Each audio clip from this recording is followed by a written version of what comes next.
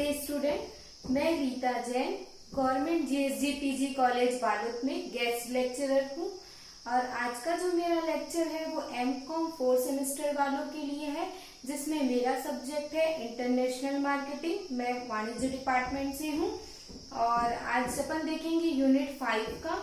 इसके पहले के पार्ट 2 है। इसके पहले के पार्ट में मैंने आपको जो बताया था वो था निर्यात। जब अपन करते हैं, निर्यात प्रक्रिया प्रारंभ करते हैं, तो उसके अंतर्गत एक विदेशी व्यापार में कौन कौन से कदम जो है निर्यातक को उठाने चाहिए, जिसके बिना वो अगर निर्यात में बाजार में प्रवेश करना चाहता है, व्यापार में एंटर करना चाहता है इंटरनेशनल मार्केटिंग के अंतर्गत, तो उसको ऐसे कदम उठाने चाहिए जिससे वो क्या कर सके, अपने निर्यात बाजार में जो है वो सफल हो सके। वो आपको मैंने फर्स्ट पार्ट में बताया था कि उनको कौन कौन से कदम जो है उठाने चाहिए। जैसे कोई व्यक्ति को निर्यात करना है तो वो व्यापारी है या फिर निर्माता है, पहले तो इसकी जानकारी होनी चाहिए। साथ ही साथ उसकी आवश्यकता क्या है उसकी भी जानकारी जो है होनी चाहिए कि वो जो निर्यात कर रहा है तो किस कारण से कर रहा है, ये सारी जानकारी। साथ ही साथ उसको कौन कौन से ऐसे स्टेप जो है इस निर्यात करने से पहले स्टार्ट में जो है उठाने चाहिए, वो सारी चीजें मैंने आपसे डिस्कस करी थी। और ये आज पार्ट 2 है जिसमें मैं आपको बताऊंगी कि फॉरेन मार्केट में, विदेशी व्यापार में जो है बाजार चयन की क्या प्रक्रिया है। तो ये जो है उसी का ही सेकेंड पार्ट है। फर्स्ट पार्ट में मैंने उसके कदम बताए थे और आज इसका मैं डिटेल में बताऊंगी। अगर मार्केट को चूज करना है, मार्केट सिलेक्शन करना है, तो कौन कौन से प्रोसेस जो है अपने को करने हैं। तो आइए स्टार्ट करते हैं आज की क्लास। देखिए, अगर अपने को जो है पहले बाजार का सिलेक्शन करना है, विदेशी व्यापार में जो है बाजार का सिलेक्शन करना जो है एक आम बात नहीं है। जब निर्यात व्यापार आरंभ कर रहे हैं तो सबसे महत्वपूर्ण चीज होती है कि आप निर्णय लें विदेशी बाजार के चयन के विषय में, क्योंकि जो देश है वो लगभग विश्व में माने तो कितने सारे देश है जहां आप क्या कर सकते हैं, निर्यात कर सकते हैं। तो एक नए निर्यातक को जो है निर्णय लेना पड़ता है कि वो किस देश में क्या करे, अपने माल का निर्यात करे। तो विदेशी बाजार में जो ये छांटने की जो प्रक्रिया है, जैसे अपन बोले ना कि कीड़ों के बीच में जो है अगर किसी चीज को छांटना है तो बहुत सारी सीमाओं को क्या करना पड़ता है, ध्यान में रखना पड़ता है। तो कुछ ऐसे बाजार हो सकते हैं जो बिल्कुल ही क्या है, लाभप्रद ना हो, और कुछ बाजार ऐसे होंगे जहाँ पे क्या होगी, कई कारण से राजनीतिक जोखिमों का भी क्या करना पड़ता है, सामना करना पड़ता है। कई ऐसे होंगे जिसकी निर्यातक की जो वित्तीय स्थिति है वो उनकी आज्ञा नहीं देती हो, तो वही कहीं जो देश है वो अपने जो है पैर फैला ले, ऐसा जो है फाइनेंशियल पोजीशन भी हो सकता है। और फिर उसे अपना जो है कार्य क्षेत्र कुछ ही देशों तक क्या करना पड़ता है, सीमित रखना पड़ता है। तो जो बाजार का चयन करना है उसको करने की प्रक्रिया को ये अपन क्या बोलते हैं, बाजार अनुसंधान कहते हैं। क्योंकि ये जो है विदेशी व्यापार में प्रवेश करने का सेकेंड स्टेप है बाजार अनुसंधान करना। तो विदेशी बाजार जो चयन करने की प्रक्रिया आसान नहीं है। बाजार चयन करने की प्रक्रिया में देखिए मैंने बना के रखा है पहले से ही। जब बाजार चयन करते हैं तो उसके अंतर्गत कौन कौन सी प्रक्रियाओं से होकर जो है वो गुजरना होता है। तो सबसे पहली प्रक्रिया है विदेशी बाजार के चयन करने की, सबसे पहली प्रक्रिया है कि अंतर्राष्ट्रीय व्यापार में प्रवेश करने का उद्देश्य निर्धारित करना। तो बाजार चयन करने के पहले कदम में व्यापारी को या फिर निर्माता को विदेशी बाजार में प्रवेश करने का उद्देश्य जानना होता है। कि जो है सभी लोगों के उद्देश्य क्या हो सकते हैं, अलग अलग हो सकते हैं। विभिन्न उद्देश्यों में जैसे विभिन्न विदेशी व्यापारों का जो है आकर्षण है विभिन्न मात्रा में भी हो सकता है। कोई जो है छोटे आकार का फर्म है तो उसका उद्देश्य क्या होगा कि वो थोड़ा माल ही क्या करे, विदेशों में बेचे। हो सकता है बाजार का एक छोटा सा हिस्सा ही उसे क्या हो, ढूंढना हो सकता है। इसके अलावा कुछ फर्में ऐसी हो सकती है जो बहुत बड़ी मात्रा में और बहुत प्रकार के प्रोडक्ट का निर्यात करना चाहती हो, तो वे कई देशों के बाजार खोजेगी। यदि कोई निर्यातक विदेशों में स्वयं के कारखाने का निर्माण करना चाह रहे तो उसे बड़े देश का क्या करना पड़ेगा, चूज करना पड़ेगा। जहां पर उसके प्रोडक्ट की मांग क्या हो, अच्छी हो, ज्यादा मात्रा में क्या हो उसकी मांग हो, वहां के उपभोक्ता उस चीज को क्या करते हो, पसंद करते हो। तो जो चयन प्रक्रिया का सबसे पहला कदम क्या है, अपने उद्देश्य को निर्धारित करना। वैसे ही जैसे अपन कोई भी काम करते हैं तो सबसे पहले अपन क्या डिसाइड करते हैं, अपना गोल, अपना लक्ष्य, अपना उद्देश्य, ये इसी को ही अपन क्या करते हैं, पहले निर्धारित करते हैं। तो वही है, अंतर्राष्ट्रीय व्यापार में प्रवेश करने से सबसे पहले अपने को क्या करना है, उद्देश्य को निर्धारित करना है। उद्देश्य को निर्धारित करने के बाद दूसरा जो स्टेप होगा, देखिए, बाजार चयन के मापदंड निर्धारित करना। बाजार चयन के मापदंड निर्धारित करना, डिटरमाइनिंग पैरामीटर्स फॉर सिलेक्शन। मतलब निर्यात करने के लिए जो है, किसी देश का चयन करने के लिए बहुत से तत्वों को ध्यान में रखना पड़ता है। इसी में ही अपन बाजार चयन के जो मापदंड है उसको दो श्रेणी में रखते हैं, एक तो फर्म से संबंधित मापदंड होगा और दूसरा बाजार, फर्म तत्व और बाजार तत्व। ये दो मापदंड के आधार पर जो है इसको अपन निर्धारित करेंगे।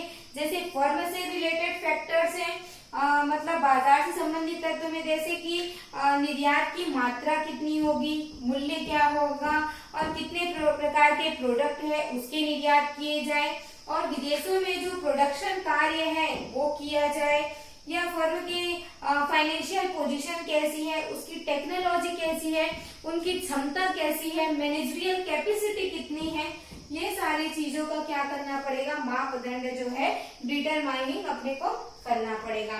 और बाजार संबंधी तत्वों में आएंगे, जो आयात करने वाला देश है उसकी राजनीतिक स्थिरता या फिर मुद्रा की सुदृढ़ता, साथ ही उनका इंफ्रास्ट्रक्चर कैसे है, जैसे वहां के बंदरगाह, बैंक और स्टोरेज की उपलब्धता है या नहीं। किसी भी जो प्रोडक्ट है उसको बाजार के संबंधित तत्वों में, मतलब उस प्रोडक्ट को उस देश की प्रतिस्पर्धा कितनी है ना। यदि निर्यातक विदेश में उत्पादन करना चाहता है तो उसे देखना होगा कि वहाँ की जो मतलब जो लेबर है उनकी कॉस्टिंग कितनी आ रही है, सरकार की पॉलिसीज क्या क्या है और सरकार से संबंधित नियम क्या क्या है, उनमें करों से संबंधित, तथा वहाँ के निर्यातक को भी किस प्रकार से प्रोत्साहन दिया जाए। ये सारी चीजों का क्या करना पड़ेगा, सिलेक्शन करना पड़ेगा जो है बाजार चयन करते समय कि कौन से देश में क्या है बाजार किया जाए। इसके बाद थर्ड स्टेप आएगा प्रिलिमिनरी सिलेक्शन, मतलब प्राथमिक चयन, प्राथमिक जांच करना होगा। तो बाजार के जब मापदंड तय किया जाएगा, बाजार के जब चयन के मापदंड पर विचार करने के पश्चात जो नेक्स्ट कदम होगा, उन बाजारों को छोड़ देना जो बिल्कुल ही क्या है, अनुपयुक्त है, मतलब जो अपने लायक नहीं है उसको तो आप क्या कर दीजिए, बिल्कुल छोड़ दीजिए। क्योंकि सूचनाओं के आधार पर जो है एक निर्यातक यह मालूम कर सकता है कि कौन से विदेशी बाजार जो है बिल्कुल क्या है, बेकार है, वहां पर करने का कोई मतलब, बाजार करने का कोई मतलब नहीं है। जैसे मैं आपको उदाहरण दूं, जैसे किसी देश में क्या है, टीवी ही नहीं है, टीवी का प्रसारण ही वहां पर नहीं होता, तो उस देश के बाजार में टेलीविजन बिकेंगे क्या, नहीं बेच सकते। तो इस प्रकार के देशों में जहाँ क्या होती है, कोई सुविधाएं नहीं है, या जहाँ पर क्या है 12 महीने बर्फ ही पड़ी रहती है, बर्फ ही जमी रहती है, वहाँ फ्रिज बेचेंगे क्या, आप नहीं बेच सकते। और जैसे किसी देश के निवासियों का जीवन स्तर बहुत मतलब लो स्तर का है, मिडिल क्लास है, जहाँ पर जो है गरीबी है, ऐसे देशों में क्या आप एसी, फ्रिज जैसी चीजों का या वॉशिंग मशीन जैसी चीजों की बड़ी मात्रा में आप बेच सकते हैं क्या, बिल्कुल नहीं बेच सकते। तो ऐसे देशों का जो है क्या करना है, अपने को सिलेक्शन करना है जहां पर अपना जो है मार्केट जो है वो खरा उतर सकता है। तो ऐसे ही देशों में आपको क्या करना चाहिए, माल का निर्यात करना चाहिए। तो थर्ड स्टेप अपना यही होगा, जांच करना। जिस बाजार का अपन ने चयन किया है वहां की पूरी क्या करना, जांच करना। अब चौथा स्टेप होगा विस्तृत छानबीन व सूची बनाना, अपने को इसकी शॉर्ट लिस्ट करनी है मार्केट की, क्योंकि बहुत से बाजारों में प्राथमिक जांच करने के बाद, छोड़ देने के बाद कुछ ही बाजार जो है अपने पास बच जाएंगे। अब जिन बाजारों पर अपने को अंदर तक विचार किया जाना है, उनके विषय में और भी अपने को क्या करनी है, जानकारी प्राप्त करनी होगी। इसके पश्चात निर्यातक जो है कुछ जो गिनती के बाजार अपने पास बचेंगे, उस पर अपने को क्या करना है, अपना ध्यान जो है केंद्रित करना है। केवल कुछ ही विदेशी बाजार जो है अंतिम चयन के लिए अपन छांट सकते हैं। क्या होता है, कई बार अपने पास मान लो 30 बाजार है, उसमें से अपन ने मान लो 10 को ही सेलेक्ट किया, तो इन 10 की क्या करना, लिस्टिंग करना, फिर उसी में ही अपने को क्या करना है, कॉन्सेंट्रेट करना है। ये विस्तृत छानबीन करके क्या करेंगे, सूची बनाएंगे। ये हो गया चौथी प्रक्रिया बाजार के चयन की। इसके बाद जो है पांचवी प्रक्रिया आएगी मूल्यांकन व चयन। तो कुछ विदेशी बाजार की जो है लिस्ट बनाने के बाद निर्यात किए जाने वाले प्रोडक्ट को ध्यान में रखते हुए क्या है, बाजारों के मापदंड के आधार पर जो है बाजारों के मापदंड के आधार पर उसको जांचेंगे, परखेंगे और उसका इवैल्यूएशन होगा।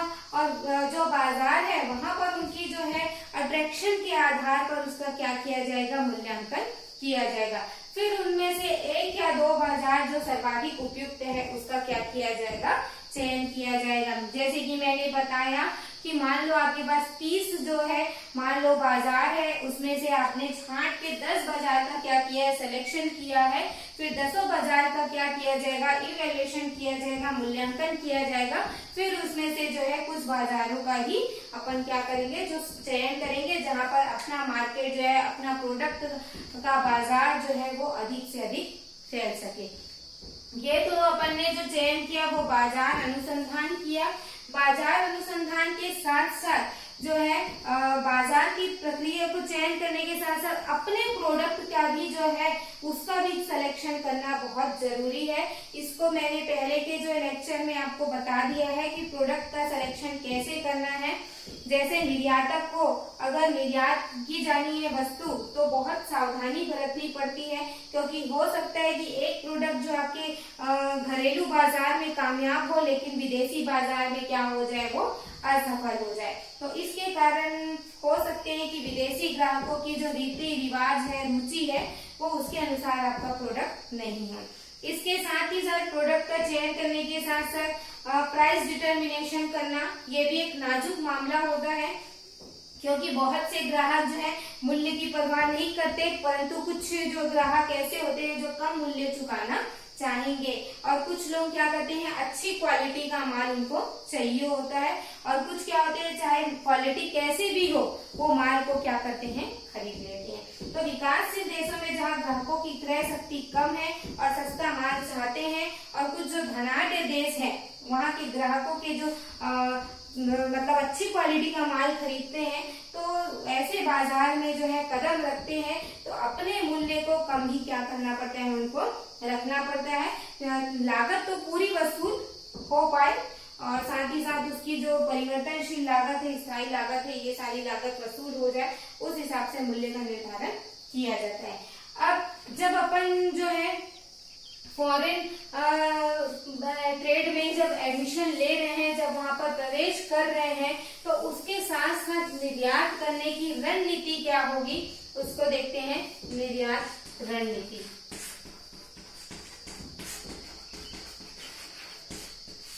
एक्सपोर्ट स्ट्रेटेजी क्या होगी, इसके बारे में जानते हैं। जैसे निर्यातक है, अंतरराष्ट्रीय व्यापार के संबंध में जो निर्णय है बिना सोचे समझे वो नहीं ले सकता। तो किसी भी देश में अगर व्यापार करने की रणनीति है, उसके बारे में अपने को सोच विचार करके क्या करना चाहिए, निर्णय लेना चाहिए, योजना बनानी चाहिए कि जो उद्देश्य है उसको प्राप्त करने के लिए कौन सा ढंग और कौन सा तरीका जो है अपनाया जाए। जब कोई फर्म क्या करता है, विदेशी व्यापार का निर्णय लेता है, तो वह अपने उद्देश्य को प्राप्त करने के लिए क्या करता है, एक रणनीति बनाता है। जो किसी भी रणनीति का उद्देश्य क्या होता है, अपना लाभ को अधिक से अधिक करना, लाभ को क्या करना, अधिकतम करना। तो योजना जो बनाई जाती है उसका भी उद्देश्य यही होता है कि ऐसे कौन से ढंग को अपनाए जाए जिससे कि क्या हो, लाभ अधिकतम हो। तो ये वास्तव में यही देखने के लिए आता है कि अपना जो उद्देश्य क्या है, लाभ को क्या करना, अधिकतम करना। मतलब कि जो योजना बनाई जा रही है उसके अनुसार क्या करना, काम करना, और उसके अनुसार काम हुआ है या नहीं हुआ है, ये सारी चीजों को देखना क्या है, रणनीति। ये सभी व्यापारी क्या होते हैं, जिसमें निर्यातक भी शामिल है, सबका उद्देश्य यही होता है कि लाभ कमाना है। और लाभ तभी अर्जित किया जा सकता है जब जो है आपका लागत से क्या है, आप उसको अधिक मूल्य पर अपना माल क्या कर सको, दे सको। तो निर्यातक का सदैव हमेशा ध्यान यही रहता है कि लाभ कैसे बढ़ाए, लाभ कैसे बढ़ाए, विदेशी व्यापार को कैसे बढ़ाया जाए, और धन बढ़ाने के लिए ही रणनीति अपनाई जाती है। अब रणनीति मतलब तो यही है कि ऐसा कौन सा तरीका अपनाया जाए जिससे अपने लक्ष्य को क्या कर सके, प्राप्त कर सके। तो रणनीति बनाने के लिए अपने को सबसे पहले क्या करना है, उद्देश्य को क्या करना पड़ता है, निर्धारित करना पड़ता है। उद्देश्य को परिभाषित किए बिना आपकी रणनीति नहीं बन सकती। तो सबसे पहले क्या करना पड़ेगा, उद्देश्यों को परिभाषित। इसके बाद दूसरा जो चीज आएगा आपका होगा वातावरण। वहां के वातावरण के अनुरूप क्या करना, रणनीति अपनी तैयार करना, वहां के वातावरण को समझना। इसके बाद तीसरा, फर्म की शक्तियों को जानना। फर्म की शक्तियों को जानना, साथ ही साथ वहाँ के टेक्नोलॉजी को भी जानना कि वहाँ की तकनीकी विकास कैसे है, किस तरीके का है और परिस्थितियां कैसी है, उसके हिसाब से रणनीति तैयार की जाएगी। साथ ही साथ रणनीति को जानना,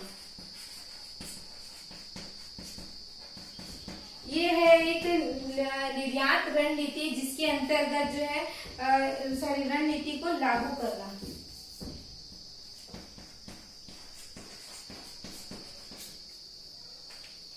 तो जो फर्म का व्यापार का विस्तार तभी हो सकता है जब विदेशों में क्या किया जाए, माल आप ले जाएं और आपकी जो रणनीति है वो पूरी हो। तो अंतर्राष्ट्रीय व्यापार के अंतर्गत जो है विदेशों में माल को ले जाना ही क्या है, अंतर्राष्ट्रीय रणनीति है।